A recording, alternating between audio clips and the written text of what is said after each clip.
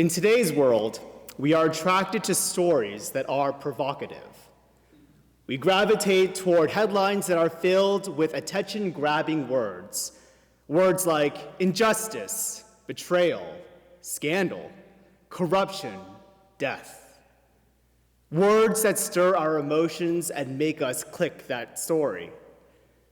Brothers and sisters, the provocative story that many people today bypass is today's gospel. It is the provocative story. It has all the elements: injustice, betrayal, scandal, corruption, and death. However, unlike many others, this is not just clickbait. In this day and age, it is difficult to speak about Jesus' story without people turning off. Whether Christian or not, we've heard it a million times. Christianity has been around for so long, and in a sense, the stories themselves have lost their appeal in our country. We're more interested in other lesser-known religions or movements. However, 2,000 years ago, the idea of a God who sacrifices himself was provocative. It shook the very fabric of society. See, the gods in other cultures were high and mighty, glorious, triumphant beings, high above us with immense power. They were selfish, catering only to each other and seeing humanity as lesser beings.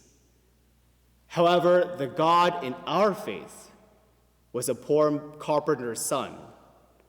Moreover, he experienced pain like a human. Not only did he undergo the brutal tortures of crucifixion, but he also experiences the complexity of human emotion. We read that as he awaits his arrest, Jesus was filled with anxiety and anguish and says, "My soul is sorrowful even to death." We even see him struggle to persevere. He wants to flee at one moment, saying, "Take this cup away from me." Then the next moment, he comes to his senses. "But not what I will, but what you will." And then at the very moment of death, he cries out in pain and abandonment, my God, why have you forsaken me?" Even the people say, "He saved others, he cannot save himself." What kind of God can even end his own suffering? Why go through all of this? See, God does something provocative in order to convey a truth. After all, that is the purpose of provocative elements in any form of art. For instance, in movies, there are numerous movies that are provocative: excessive violence, harsh language, nudity. Now, movies that are provocative for the sake of being provocative are just trash. Ew, gross. But a proper filmmaker may choose to use provocative elements in order to convey a deeper truth. A filmmaker may use excessive violence to make us more aware of atrocities in the world. Nudity could convey a character's vulnerability, and harsh language may illustrate a character's profound anguish. Provocative elements are meant to convey a deeper meaning, to shake us and to change our worldview. Today's gospel is provocative because when the world thought of the gods as high and mighty, our God became intimately connected to us. We heard it said, "Rather, he emptied himself, taking the form of a slave, coming in human likeness, and found human in appearance. He humbled himself, becoming obedient to the point of death, even death on a cross." Why did God do all of this?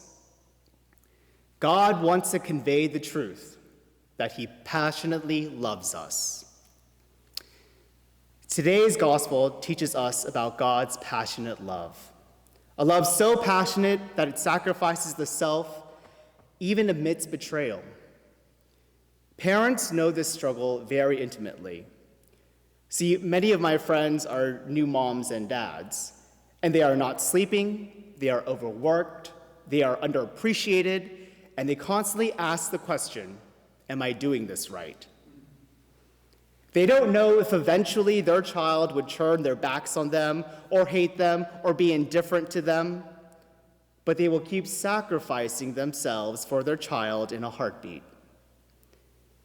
This is God's love for us, that even if we turn our backs like the apostles, even if we denounce him like Peter, even if we are just bystanders like everyone who watched him carry the cross, he is always loving us. Again, brothers and sisters, we want provocative stories, not just because they intrigue us or stir our emotions, but most importantly, we want provocative stories because at times they can make us feel that we are not alone. In this story, Jesus shows us that we are not alone in our everyday struggles. And that is the power and the beauty of our faith. We have a God that loves us passionately and knows our pain. If I'm ever feeling betrayed, misunderstood, belittled, or hurt, I know God has felt that too and is with me. We are changed by this story because now when we walk this life in times of darkness, we have the solace of knowing that we are not alone and that we are passionately loved.